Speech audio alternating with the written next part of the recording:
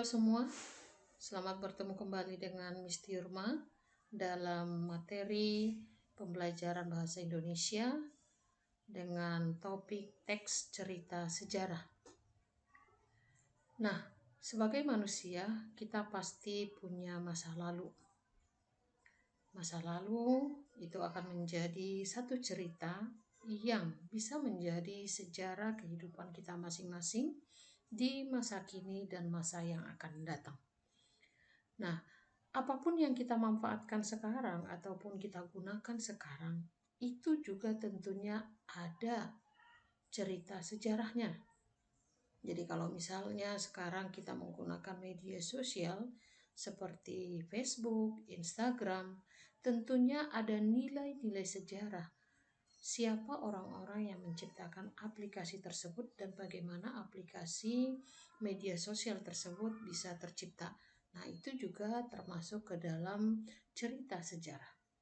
Jadi, dapat kita lihat bahwa teks cerita sejarah itu adalah teks yang menjelaskan dan menceritakan tentang fakta atau kejadian masa lalu. Bisa itu tentang benda mati atau tentang manusia. Dan kejadian masa lalu itu bisa menjadi latar belakang terjadinya sesuatu yang bernilai sejarah. Indonesia sebagai sejarah satu negara yang merdeka saat ini, tentunya di balik kemerdekaan atau keberadaan Indonesia saat ini ada banyak nilai sejarah di masa lalu. Ada banyak kejadian-kejadian masa lalu yang membuat Indonesia bisa seperti sekarang ini. Nah, itu juga bisa dituliskan di dalam sebuah teks cerita sejarah. Kalau kita lihat ciri-ciri dari teks cerita sejarah itu, yang pertama tentunya ceritanya berbentuk kronologis atau urutan peristiwa. Jadi, peristiwa-peristiwa yang dituliskan di dalam sebuah cerita sejarah itu diurutkan secara kronologis. Jadi kalau itu tentang manusia, dibuat nanti mulai dari seseorang itu lahir, bersekolah misalnya, sampai dia menjadi orang sukses. Dibuat kronologinya. Atau ketika seseorang itu misalnya dia sudah meninggal. Jadi berarti mulai lahir sampai dia meninggal dibuat secara kronologi. Nah, yang kedua, bentuk teks cerita sejarah itu adalah teks recount, ya, cerita recount atau bentuk teks cerita ulang, ya benar, karena yang dituliskan sekarang adalah bentuk cerita-cerita di masa lampau. Oleh karena itu, konjungsi yang digunakan adalah konjungsi temporal atau konjungsi yang berhubungan dengan waktu. Ada banyak sekali ya konjungsi temporal. Misalnya lalu, kemudian, selanjutnya, setelah itu, sebelum. Nah, itu bermacam-macam konjungsi temporal. Oke. Yang dituliskan di dalam sebuah teks cerita sejarah tentunya harus berupa fakta. Oleh karena itu, ketika kita akan menuliskan teks cerita sejarah, kita harus mempunyai banyak referensi. Dan referensi itu adalah haruslah referensi yang valid atau accountable. Jadi benar-benar yang sudah terbukti, bukan atas opini-opini pribadi. Oke.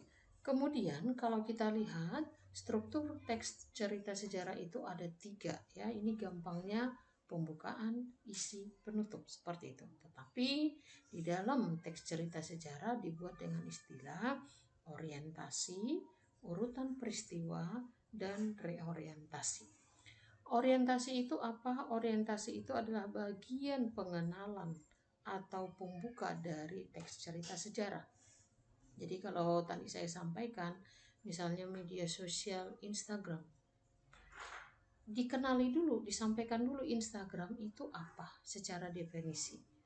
Asal usul kata Instagram dari kata apa. Nah, itu yang disampaikan di bagian orientasi. Atau misalnya ketika kita menuliskan peristiwa sejarah, misalnya tsunami Aceh, dijelaskan dulu tsunami itu apa sih secara definisi. Nah, itu yang disampaikan di bagian orientasi, pembukaan. Yang kedua, urutan peristiwa. Urutan peristiwa adalah rekaman peristiwa sejarah yang dituliskan secara kronologis. Ya, berurutan mulai dari awal pembuatannya, misalnya Instagram, sampai dia digunakan menjadi aplikasi media sosial. Apa sejarahnya? Atau kalau misalnya seperti tadi tsunami Aceh, mulai dari ciri-cirinya, awal mulanya fenomena alam misalnya tsunami Aceh itu seperti apa, hingga dampak dari tsunami Aceh itu bagaimana, itu dituliskan di bagian urutan peristiwa. Sementara urutan yang ketiga atau struktur yang ketiga adalah reorientasi. Reorientasi ini berisi simpulan dan saran. Dan di sini nanti disampaikan komentar pribadi penulis tentang peristiwa atau kejadian sejarah yang diceritakan. Nah, apa opininya? Tapi berdasarkan fakta-fakta yang sudah dituliskan di dalam urutan peristiwa. Jadi ingat ya, gampang sebenarnya ada 3 struktur dari teks cerita sejarah: orientasi, urutan peristiwa, dan reorientasi. Nah, kalau kita belajar tentang kaidah kebahasaan teks cerita sejarah ada 4. Ya, yang pertama pronomina, yang kedua frasa adverbial, yang ketiga verba material, dan yang keempat konjungsi temporal. Nah, kita lihat satu-satu. Pronomina atau kata ganti. Kata ganti itu bisa menyatakan benda atau menggantikan manusia. Ya, jadi kata yang dipakai untuk menggantikan benda atau yang menyatakan seseorang atau manusia. Ya, secara tidak langsung. Jadi saya, aku, hamba, kita, mereka, kalian itu adalah kata ganti yang menyatakan manusia. Sementara kalau dibuat ini, itu adalah kata ganti untuk menggantikan benda. Nah, kalau ada di sini klitika, mukunya. Klitika itu adalah kata ganti untuk kata kamu, aku, nya itu dia. Ya, jadi punyamu, punyaku, punyanya. Atau ku punya, kau punya. Itu ya kata ganti untuk menyatakan manusia. Yang kedua, frasa adverbial. Frasa itu adalah gabungan 2 kata atau lebih yang membentuk satu fungsi dalam kalimat.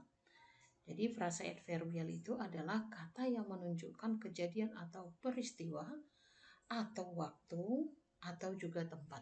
Jadi ada frasa, ada bagian adverbial itu keterangan yang menjelaskan kata yang di depannya.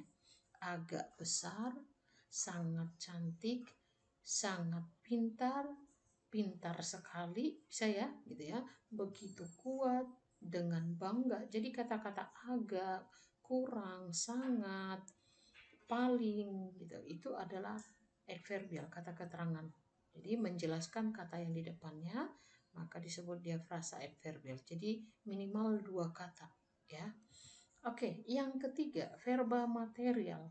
Verba adalah kata kerja. Oke, ada banyak sekali kata-kata yang menyatakan verba dalam bahasa Indonesia atau disebut dengan verba.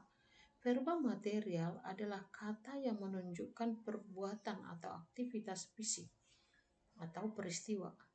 Banyak sekali ya, memakan, menulis, mengumpulkan, menjatuhkan, meminum, nah banyak itu ya. Jadi kalau di sini awalannya me, karena memang me itu membentuk kata kerja dalam bahasa Indonesia, verba. Kemudian yang keempat adalah konjungsi temporal. Konjungsi yang menyatakan waktu, kata penghubung waktu. Ini berfungsi menata urutan peristiwa yang diceritakan supaya kronologisnya terlihat. Dan hubungan antar kalimat itu terlihat berkesinambungan ya dengan digunakannya konjungsi temporal. Misalnya lalu, kemudian, sebelum, setelah, sejak, selama. Nah, itu konjungsi temporal ada banyak sekali. Kalau kita lihat jenis teks cerita sejarah sebenarnya banyak ya. Ada dia fiksi dan ada non fiksi. Kalau dia fiksi, novel, cerpen, legenda ataupun roman. Gitu ya. Nah, kalau dia sejarah non fiksi Ada biografi, autobiografi, cerita perjalanan, atau catatan sejarah. Oke, kita melihat yang non-fiksi. Biografi dengan autobiografi ini dua hal yang berbeda. Memang sama-sama menuliskan tentang cerita hidup seseorang atau sejarah hidup seseorang.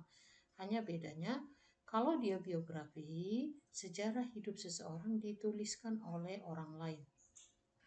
Kalau dia autobiografi, kisah hidup atau sejarah hidup seseorang dituliskan oleh dirinya sendiri. Ya.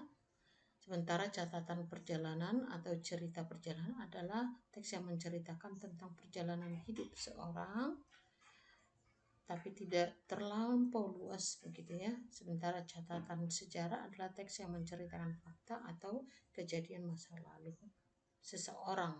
Sebenarnya sama-sama menuliskan sejarah hidup. Ya. Oke.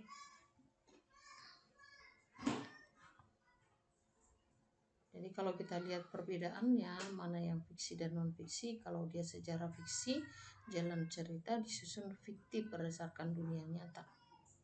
Ya, sementara yang non-fiksi tersusun oleh fakta yang objektif. Kalau dia sejarah fiksi, gambaran kehidupan batin seseorang tokoh lebih dalam disampaikan. Sementara kalau non-fiksi, gambaran kehidupan tokoh ditulis lebih lengkap berdasarkan fakta. Nah, sejarah fiksi, pengembangan karakter tokoh tidak sepenuhnya terungkap. Ya, sementara yang non-fiksi, pengembangan karakter tokoh sepenuhnya terungkap. Dan satu lagi, kalau dia sejarah fiksi, menyajikan kehidupan sesuai pandangan pengarangnya. Jadi ada opini di situ ya. Sementara sejarah non-fiksi menyajikan kehidupan sesuai data dan fakta. Jadi dicari fakta-faktanya yang benar ya, berdasarkan sumber-sumber yang sudah terbukti kebenarannya. Oke, demikian topik kita untuk kali ini. Selamat belajar, terima kasih.